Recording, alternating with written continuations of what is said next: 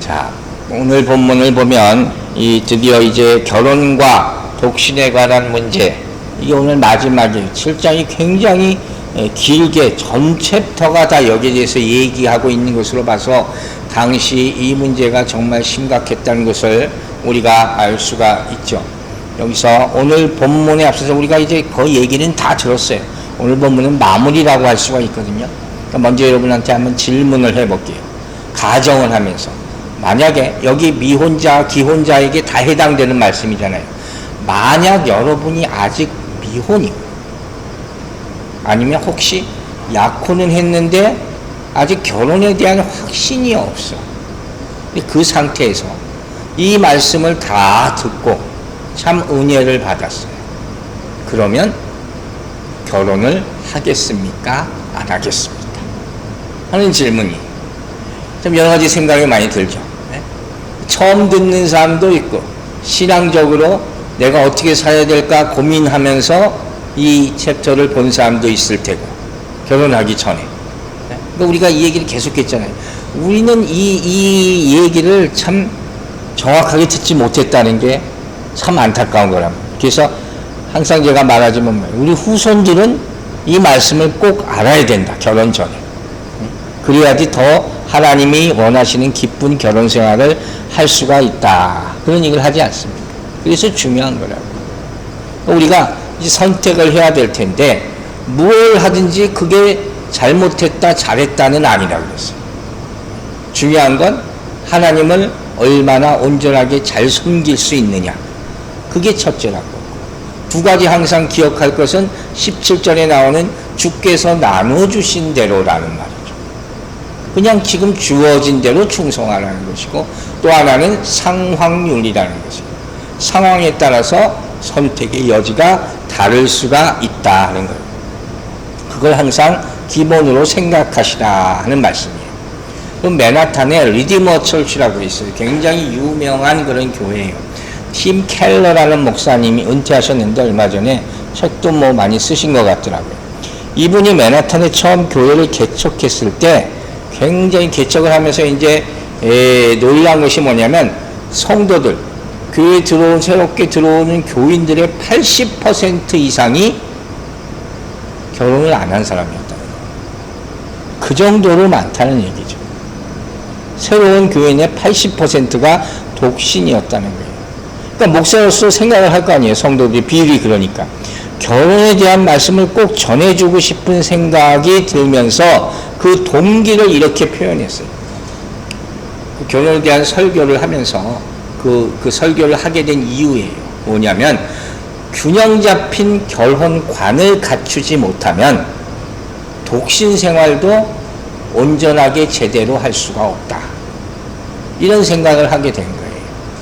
그러니까 이게 다 연관성이 있다는 것이죠.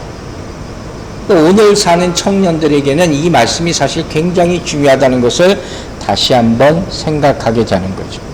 그걸 생각하면서 오늘 나머지 부분을 봅니다. 자, 35절부터 다시 보겠습니다. 내가 이것을 말함은 너희의 유익을 위함이요 너희에게 올무를 놓여 함이 아니니 오직 너희로 하여금 이치에 합당하게 하여 흐트러짐이 없이 주를 섬기게 하려 함이라 그랬어요. 오늘 이 말씀에서 세 가지 키워드를 한번 찾아보실래요? 이 35절의 말씀에서 다시 한번 읽어볼게요. 내가 너희에게 말함은 그러면 뭐예요? 너희의 유익을 위함이요 너희에게 올무를 놓으려 함이 아니니 오직 너희로 하여금 이치에 합당하게 하여 흐트러짐 없이 주를 섬기게 하려 함이라. 저는 첫 번째 키워드를 뭘로 봤냐면 독신에 대한 이 바울 사도의 권면이 유익이라는 거예요. 듣는 모든 사람에게 유익이 되게 하려 함이라는 거예요. 지난주에 제가 말씀을 통해서 모든 성경 말씀을 우리에게 기회를 준다 그랬잖아요. 좋은 일도 있고 나쁜 일도 있지만 성공한 일도 있고 실패한 일도 있지만 다 우리에게 찬스가 기회가 되는 우리를 하나님의 구원으로 인도하는 그런 말씀이 될 수 있다 하는 것이죠. 그럼 바울이 독신의 유익을 말하는 그 대표적인 것은 무엇이냐? 그 권면의 첫 번째 유익은 바로 우리가 지난번에 이제까지 배운 거예요. 지금 이 시대는, 이 고린도 이 교회에 쓴 이 편지를 쓴 이 시대가 핍박받는 시대라고 그랬잖아요. 이 핍박받는 시대에 결혼하는 것은 나중에 더 많은 문제들이 생겼을 때 오히려 힘들 수가 있다. 오히려 혼자 사는 것이 더 유익이 될 수가 있다. 신앙을 지키는데도 결혼하면 시끄러움도 있고 많은 어려움이 따르니까 차라리 혼자 살아라. 그 유익을 말하는 게 첫 번째인 거예요. 또 한 가지, 두 번째 유익은 뭐냐면, 자, 마태복음 22장 30절에 이런 말씀이 있어요. 부활 때에는 장가도 안 가고 시집도 아니하고 하늘에 있는 천사들과 같으니라. 천국에서는 결혼하지 않잖아요. 천국은 지금 같은 결혼이 없어요. 즉, 이 말은 뭐예요? 이 땅에서의 결혼은 일시적인 것이라는 거예요. 이건 일시적인 여도예요. 더 중요하게 우리가 생각해야 될 것이 그래서 뭐라 그랬습니까? 하나님과의 영원한 관계. 아무리 좋은 결혼도 이 땅에서는 다 끝날 때가 온다 하는 것이라는 거예요. 그래서 그걸 생각하고 우리가 판단을 잘 해야 된다. 그러니까 할 처지가 안 되면 그 못한다고 너무 낙심하지 마요. 또 지금 이미 하고 있으면 더 참으라, 인내하라 하는 거예요. 어떤 결혼도 완전할 수가 없기 때문에. 그죠? 그런 얘기들 많이 하잖아요. 뭐 어떤 부부는 보면은 서로 안 맞는다고 평생 이렇게 서로 안 맞는다. 완벽하게 맞는 부부가 있는지 모르겠지만 어쨌든 간에. 그렇게 안 맞는다고 하더니 한 분이 먼저 돌아가시니까 그 부인이 그렇게 돌아간 남편 그냥 그렇게 그리워하시더라고요. 제가 아는 가까운 부부. 그거 보고 아니 평상시 때 같이 살 때 좀 행복하게 사시지 왜 그러나 그런 생각하게 됐어요. 완전한 결혼이라는 게 이 땅에서 있겠냐 하는 것이죠. 예수 그리스도와 연합을 가장 중요하게 생각하는 게 그게 유익이라는 거예요. 두 번째로 여기서 하나님께서 우리에게 독신과 결혼의 우선순위에 대한 고민을 하게 만든 것은 두 번째 키워드예요. 그게 뭐냐? 여기 나오는 올무라는 말이에요. 올무. 덫이죠. 올감이에요. 올감. 독신으로 사든 결혼을 하든 간에 그게 인생의 올가미가 아니라는 거예요. 매여서는 안 된다. 즉 이걸 율법적으로만 너무 접근하려고 그러지 말라는 거예요. 꼭 결혼을 해라. 결혼하면 안 된다. 이게 없다는 거예요. 옛날 어른들은 반드시 결혼해야 된다 그랬잖아요. 자식 못 낳으면 그거 저주라고 생각했는데 그거 다 구약적인 사고라고 배웠지 않습니까? 이제는 꼭 그런 것이 아니라는 거예요. 우리 자녀에 대한 생각도 많이 좀 오픈되어야 될 필요가 있다는 거예요. 우리 마음대로 할 수 없으니까. 결혼도 자기가 좋아서 하는 거예요. 우리가 좀 강요한다고 할 수도 없는 것이고, 또 이제 우리가 믿는 사람으로서 믿는 배우자를 맞게 당연히 기도해야 되겠지만 이것도 쉬운 일은 아니란 말이에요. 그런 복잡한 문제가 있다 하는 것이죠. 결국 바울이 이렇게 이 올무 매이지 말라 하는 말을 하는 이유는 뭐냐면, 이런 말을 아무리 좋은 말을 줘도 듣는 사람이 있고 듣지 않는 사람이 있잖아요. 그 듣는 사람한테 유익이 되라는 얘기예요. 듣지 않고 그냥 흘려보내는 사람은 아무리 이런 말을 줘도 기억도 안 나요. 우리가 이 구조를 저도 그렇거든요. 옛날에도 분명히 봤을 텐데 이렇게 보지 않았다는 것을 이번에 아주 절실히 느낀단 말이에요. 그냥 흘러가는 말도 보고. 그러니까 우리가 씨 뿌리는 자에서도 배우잖아요. 가시떨기에 떨어진 그런 밭을 마음을 가진 사람에 대해서 예수님이 뭐라고 얘기하십니까? 마가복음 4장 19절에 이렇게 나와 있어요. 세상의 염려와 재물의 유혹과 기타 욕심이 들어와서 말씀을 막아 결실을 못하게 된다 하는 것이죠. 육신의 소욕과 성령의 소욕이 서로 갈등을 일으키면 어떻게 돼요? 아무것도 못해요. 한 마음이 돼야 된다는 거예요. 7장 전체의 핵심 중에 핵심은 결국 주를 어떻게 섬기느냐인데, 이런 갈등이 자꾸 많아지면 결혼생활이든 독신의 생활이든 간에 결국 하나님의 원하시는 삶을 살 수 있게 되느냐, 어렵게 된다. 그러니까 이건 빨리 결정해야 된다는 것이죠. 세 번째 키워드는 뭐냐? 주를 얼마나 잘 섬길 수 있느냐. 그 얘기가 마지막 부분에 나오는 거예요. 바울이 강장 사명, 이 사역 가운데 항상 강조하는 게 뭐라고 했어요? 얼마나 헌신을 집중할 수 있느냐. 안정된 삶을 통해서 헌신할 수 있느냐. 그러니까 여기 나오는 이치에 합당하게라는 말이 뭐냐면 안정된 상태를 얘기하는 거예요. 누가 봐도 그렇고 자기 스스로도 신앙생활을 하는데 하나님 섬기는 데서 안정적으로 섬길 수 있어야 된다는 거예요. 근데 독신으로 있든 결혼생활을 하든 그게 힘들어져서 신앙생활까지 영향을 미친다. 그러면 이건 잘못된 것이라는 거예요. 내 신변에 복잡한 일이 계속 터져요. 사명가라. 그럼 어떻게 했어요? 그 사명을 감당할 수 있겠어요? 방해하는 일들이 너무도 많아. 내 마음 따라주지 않아. 그럼 어떻게 돼요? 참 힘든 거예요. 이런 것을 생각하면서 오로지 하나에 집중해야 되는데 그게 뭐냐? 어떻게 하면 주님을 온전히 섬길 수 있느냐? 바울 사도는 오로지 이것만 집중했다 하는 것이죠. 그렇게 할 수 있겠느냐는 거예요. 한 가지 더 덧붙이자면 우리 일반 가족, 세상에서 생각하는 가정과 그리스도인의 가정, 이 두 가지가 다르다는 것을 깨달아야 한다는 거예요. 다르다는 거예요. 자, 마태복음 12장 보세요. 48절, 50절. 말하던 사람에게 대답하여 누가 내 어머니이며 내 동생들이냐 하시고 누구든지 하늘에 계신 내 아버지의 뜻대로 하는 자가 내 형제요 자매요 어머니이니라 하시더라. 충격적인 얘기를 하는 거죠. 나를 낳아준 어머니가 있는데 그게 아니라고 하는 거예요. 그러니까 이 옛날의 가족관계의 개념을 예수님이 어떻게 해요? 완전히 청산해버리는 거예요. 왜 이렇게 하셨습니까? 그 이유를 알아야 돼요. 아니 어머니가 있는데 그게 내 가정이 아니라 해버리는 것과 똑같잖아요. 그 이유는 간단해요. 신앙적으로 이제는 새로운 관계를 맺는 것이 가정이다. 이거 얘기하는 거예요.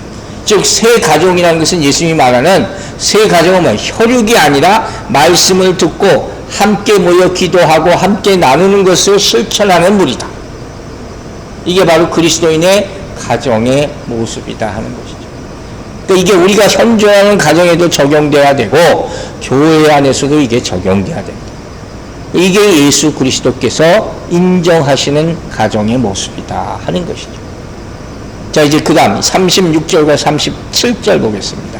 그러므로 만일 누가 자기의 약혼녀에 대한 행동이 합당하지 못한 줄로 생각할 때에 그 약혼녀의 혼기도 지나고 그같이 할 필요가 있거든 원하는 대로 하라. 그것은 죄 짓는 것이 아니니 그들로 결혼하게 하라. 그러나 그가 마음을 정하고 또 부득이한 일도 없고 자기 뜻대로 할 권리가 있어서 그 약혼녀를 그대로 두기로 하여도 잘하는 것이니라 그랬어요. 자, 제가 밑줄을 그어놨죠. 그러므로 하고 그러나의 밑줄을 그은 걸 보이십니까? 제가 다시 한번 이 본문을 읽다 보니까 36절부터 그러므로 그러나 이 접속사가 계속 반복되어 엇갈리면서 그렇죠? 그러니까 두 가지 의견을 바울이 계속 제시하고 있는 거예요. 그럼 기준이 있어야 될 거 아니에요 도대체. 뭘 따르라는 것이냐. 자, 36절 먼저 보면 다시 한번 읽어볼게요. 누가 자기의 약혼녀에 대한 행동이 합당하지 못한 줄 생각할 때 이게 무슨 소리냐. 이게 우리가 가지고 있는 이 개역개정 성경이 해석을 좀 잘못한 것이라고 대부분 본단 말이에요. 그러니까 여러분 성경이 나중에 보시면 줄을 한번 보세요. 개역 한글에는 이렇게 나와 있어요. 개역 한글. 누가 자기의 처녀 딸에 대한 일이 이치에 합당하지 못한 줄로 생각할 때에 혼기도 지나고 그같이 할 필요가 있거든 마음대로 하라. 여기는 처녀가 아니라 딸이라고 해석했어요. 제가 가지고 있는 성경 주에도 딸이라고 나와 있단 말이에요. 그렇게 해석하는 게 더 타당해요. 무슨 소리냐? 혼기를 지난 딸을 가졌어요, 부모가. 근데 결혼을 시켜야 되는데 어떤 이유든 신앙적인 이유가 많겠죠. 그냥 혼자 사는 게 좋겠다 해가지고 결혼을 못하게 막는다는 거예요. 그렇게 하지 말라는 거예요. 그건 부당한 것이다. 혼기를 지났다는 것은 한참 때를 얘기하는 거예요. 남자가 맞으면 아주 이 정욕을 억제하기가 힘든 때 한창 청년의 시기를 말하는 거예요. 근데 경건하게 살아야 된다. 금욕생활 해야 된다. 오로지 이런 이유만으로 결혼을 못하게 하는 것은 잘못된 것이다. 결혼하게 해라. 그렇게 얘기하고 있는 거예요. 그런데 그 다음 37절 가면 어떻게 했어요? 그러나 나오잖아요. 또 그러나 여긴 어떻게 해요? 결혼하지 않아도 된다. 이건 뭐예요? 결혼에 대해서 누구도, 부모든 누구든 너 결혼해야 돼, 결혼해야 돼, 그런 압력도 없고, 이 결정을 나 혼자 할 수가 있고, 나는 결혼 안 하는 것이 좋다고 본인이 생각해. 그러면 하지 말라 하는 거예요. 그러니까 항상 그것이 기준을 생각해야죠. 바울이 여기서 말하는 것은 뭐가 옳고 뭐가 그르고가 아니라 그랬잖아요. 따르지 않는다고 해서 죄를 범하는 게 아니란 말이에요. 둘 사이에 무슨 결혼하면 어떻게 된다고 하면 계약을 맺은 것도 없고, 내가 그것을 충분히 결정할 권한이 있고 상대방에게 해를 끼치는 것이 없다면 결혼하지 않아도 상관이 없다. 그런데 전제가 하나 있어요. 항상 우리는 그리스도인으로서 지금 이 말씀을 듣고 있잖아요. 혼자 살아도 돼. 그런데 조건이 하나 있어요. 그게 뭐예요? 그 대신 주님을 위하여 결혼하지 않는 것이다. 이 조건에 부합합니다. 이러한 결심이 확고해야 된다는 거예요. 바울은 항상 그걸 생각하는 거예요. 즉 우리가 에베소서를 통해서 말씀을 들었잖아요. 결혼이라는 것이 우리 세상, 인간의 세상의 결혼뿐만 아니라 우리와 예수 그리스도와 연합하는 것이 결혼이라 그랬단 말이에요. 그러한 말씀, 이것을 잘 내가 이해하고 받아들이고 그 다음에 독신을 주장해도 주장하라. 그런 얘기예요. 예를 들면 이런 거예요. 교회 안에서 독신을 주장하는 청년이 있는데 왜 이 사람이 그렇게 막 결혼에 대해서 부정적으로 말하고 다니는 거예요. 근데 가만히 이 사람 삶을 보니까 주님과도 만족한 사이가 아니에요. 원만한 사이가 아니에요. 신앙생활도 제대로 안 해. 그러면서 독신만 주장한단 말이에요. 이런 사람은 결혼에 대해서 할 수가 없다. 그런 자격이 없다는 거예요.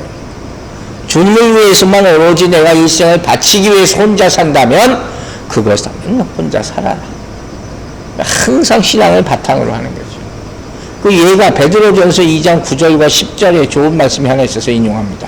그러나 너희는 택하신 족속이요 왕같은 제사장들이요 거룩한 나라요 그의 소유가 된 백성이니 이는 너희를 어두운 데서 불러내어 그의 기이한 빛에 들어가게 하시니 아름다운 덕을 선포하게 하려 하심이라.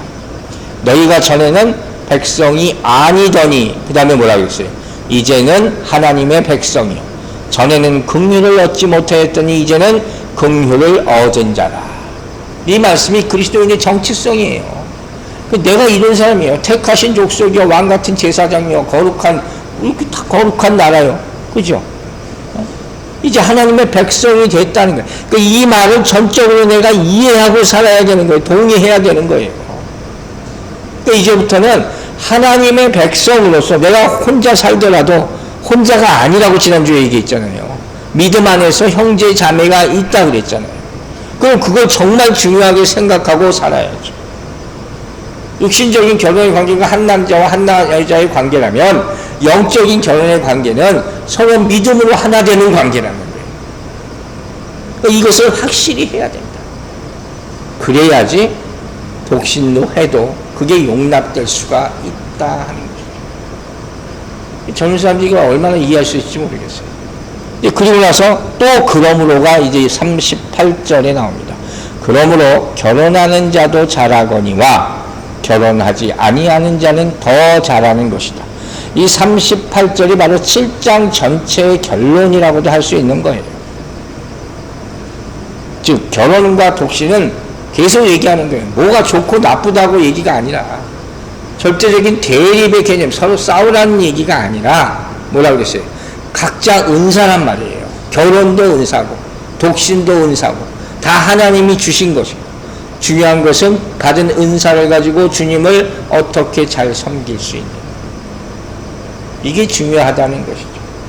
이게 바로 38절이에요. 7장 전체의 핵심이라고 하는 것이죠. 그리고 이제 39절부터 무슨 말씀이 나오냐? 재혼에 대한 말씀도 잠깐 언급되는 것을 볼 수가 있습니다. 39절, 7장 39절 보겠습니다. 아내는 그 남편이 살아있는 동안에 매여 있다가 남편이 죽으면 자유로져 자기 뜻대로 시집할 것이니 주 안에서만 할 것이니라. 됩니다. 먼저 뭐라고 했어요? 남편이 살아있는 동안에는 매여 있다가 뭐가 매여 있는 거예요? 지난주에 얘기했죠. 창세기 나오는 한 몸이 되는 거죠. 나쁜 뜻이 아니라 좋은 몸에서 한 몸이 되는 거예요. 서로 돕는 지체로서. 로마서 7장 2절과 3절은 이런 표현이 있어요. 남편 있는 여인이 그 남편 생전에는 법으로 그에게 매인 바 되나 만일 그 남편이 죽으면 남편의 법에서 벗어나느니라. 법적으로 한 몸이라는 거예요. 매인 몸이라는 거예요. 그러나 한 편이 죽으면 어떻게 해요?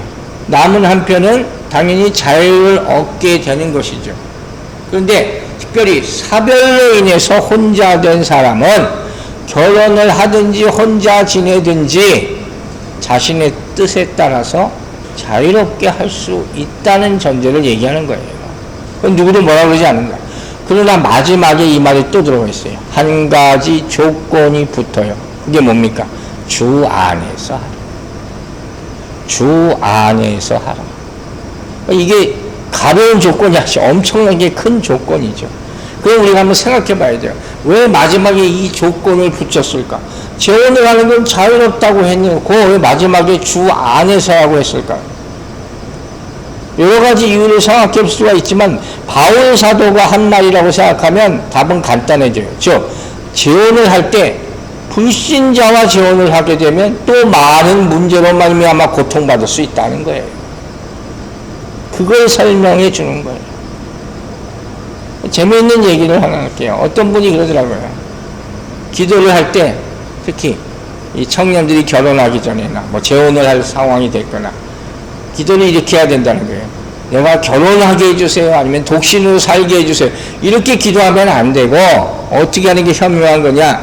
제가 사람을 잘 분간하고 잘못 보고 결혼하지 않도록 분별력을 주세요. 이게 지혜로운 거죠. 내가 다 모르니까 그렇게 기도해야 된다 이렇게 말하는 사람도 있다는 거예요. 핵심은 뭡니까?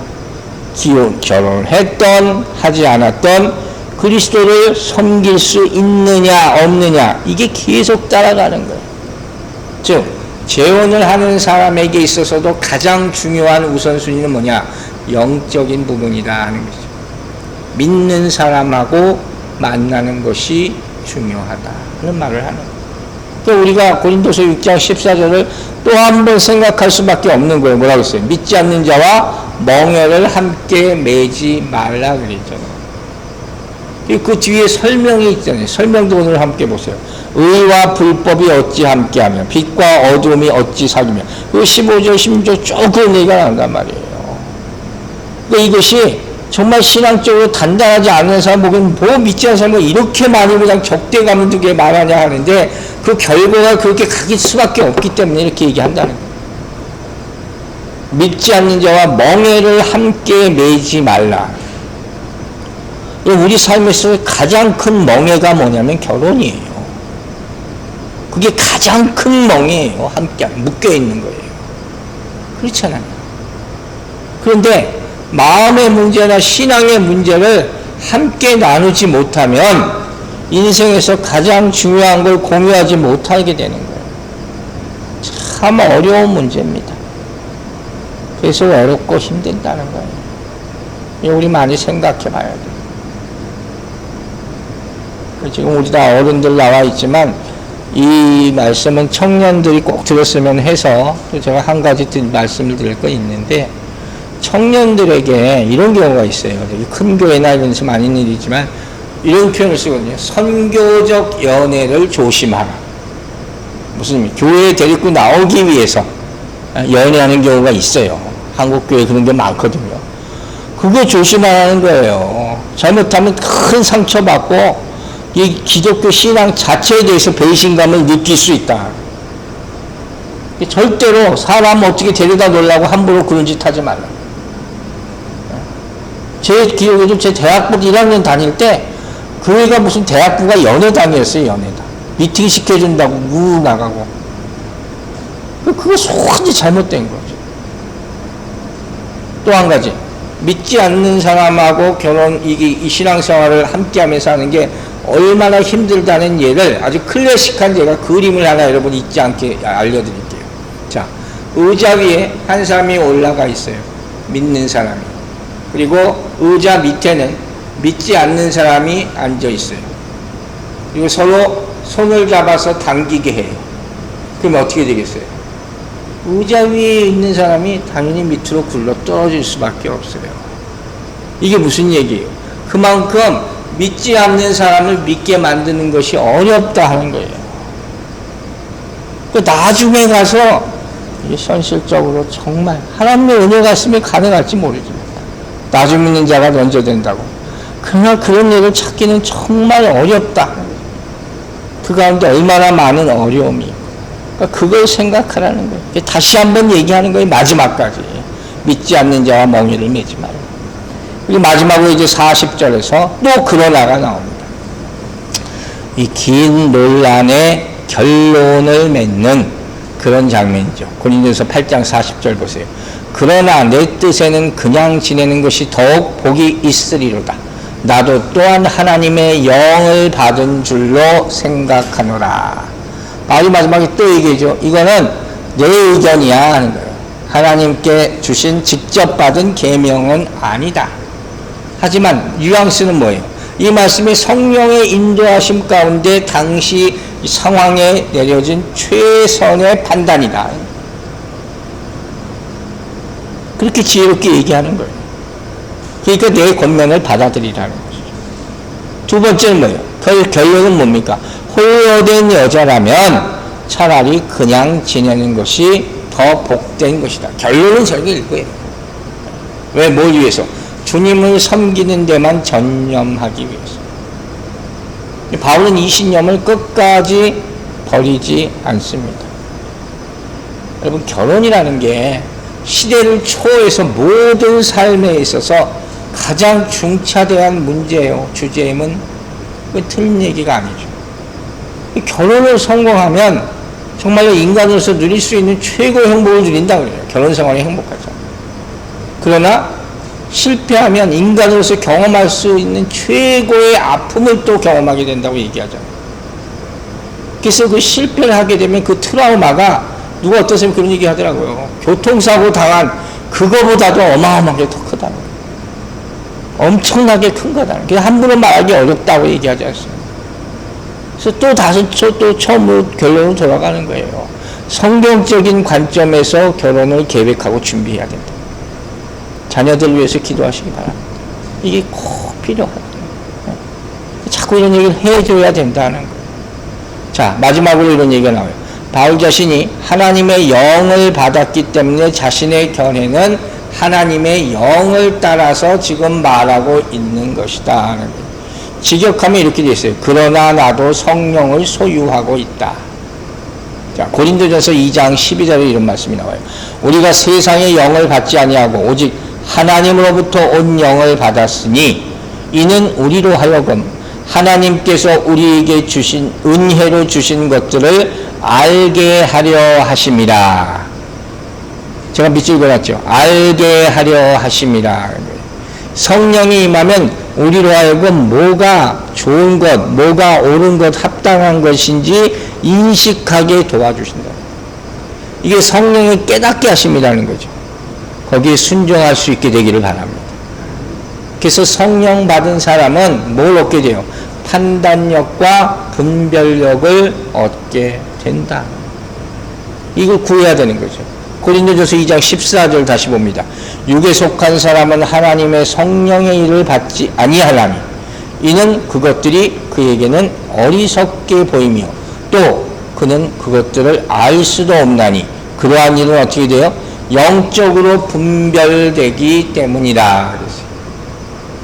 그러니까 바울이 하나님께서 직접 나에게 계시하지는 않았지만 내가 성령 받은 성령의 사람이기 때문에 그런 분별력을 가지고 말하는 거기 때문에 여러분들은 다 내 말을 가볍게 여기지 말고 들으십시오.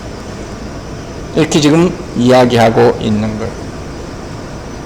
우리는 이제 이 마지막에서 우리가 이 현대인으로서 이 본문을 어떻게 받아들여야 하는가 생각해 볼 필요가 있죠. 가장 중요한 것은 계속되는 반복되는 거예요. 독신, 결혼, 뭐가 좋고 나쁘다가 아니라 그랬죠. 어떤 방법이 주님께 더 헌신할 수 있는 길인가. 사람마다 다 틀린 거예요. 예? 그래서 그걸 결정하는 것은 절대로 놓치지 말아야 한다는 거예요. 바울 자신의 입장은 나는 독신으로 지낼 때 주님의 사역에 대해 집중할 수 있었다 이렇게 강조하고 있는 거예요. 또 예를 들어서 배우자가 내 신앙생활을 하는데 방해한다. 그러면 혼자 사는 것이 낫다 하는 거죠. 그러나 부부가 다 한마음으로 헌신되게 교회를 섬기고 하나님을 섬기게 된다면 그것 또한 바울의 뜻을 따르는 것이라고 할 수 있다는 거예요. 그건 본인이 선택하는 것이죠. 그 핵심을 알아야 된다는 거예요. 여러분, 저도 젊을 때 그런 생각을 한 적이 있었는데, 신부님도 있잖아요. 가톨릭 교회의 신부님. 이 신부님들을 거룩하다고 생각하는 이유가 뭐겠어요? 독신이기 때문에. 그런 생각들을 많이 합니다. 뭐 결혼을 포기하니까. 그렇게 많이 인정해주는 면이 분명히 있죠. 그렇게 생각하는 사람들이 많아요. 근데 사실 결혼을 안 하기 때문에 거룩하다는 건 사실 말이 안 되는 얘기예요. 하나님께 충성하기 때문에. 그것 때문에 존중해 주는 거죠. 그걸 알아야 되는 거예요. 하나님이 보시는 건 결혼도 좋은 것이고 독신도 좋은 것이고 둘 중에 하나가 뭐가 더 낫다. 그건 성경적이지 않다 하는 거예요. 하나님은 결혼이라는 제도도 만드셨고 독신으로도 살게도 하셨다는 거예요. 하나를 택한다고 해서 다른 무언가를 포기하거나 놓치게 되는 것이 아니다. 궁극적인 문제는 결혼이냐 독신이냐가 아니라 각자의 상황에서 어떻게 하나님의 말씀에 응답하고 순종해서 하나님께 영광을 돌릴 수 있는, 이게 오늘 말씀의 핵심이다 하는 것이죠. 이제 마지막 정리를 할게요. 바울이 주장, 왜 독신으로 지내는 것이 더 큰 복인가? 짧게 마무리를 합니다. 첫 번째, 바울이 따른 뭐라고 했어요? 우리가 처한 지금 상황, 환난이 임박했다. 그럴 때는 혼자 사는 것이 유익하다. 두 번째, 선교를 위해서 하나님이 땅 끝까지 복음 전하는 일을 감당하기 위해서는 더 혼자 하는 것이 효과적으로 더 크고 많은 일을 할 수 있기 때문에. 이게 두 번째. 세 번째, 하나님께서 우리에게 주어하신 사명에 집중적으로 일을 하는 데 있어서 방해받는 일을 없게 하기 위해서. 저자식 식구들이 있으면 아무튼 신경 쓸 것이 많잖아요. 그래서 독신으로 사는 것이 좋다 하는 것이고, 마지막으로 하나 덧붙이자면 온전히 주님만을 바라보고 섬기기 위해서는 나 혼자서 사역하는 것이 낫다. 오늘날 우리가 이 말씀을 듣는 이유는 바로 제가 계속 말한 다음 세대를 위한 것이라고 저는 생각합니다. 다음 세대.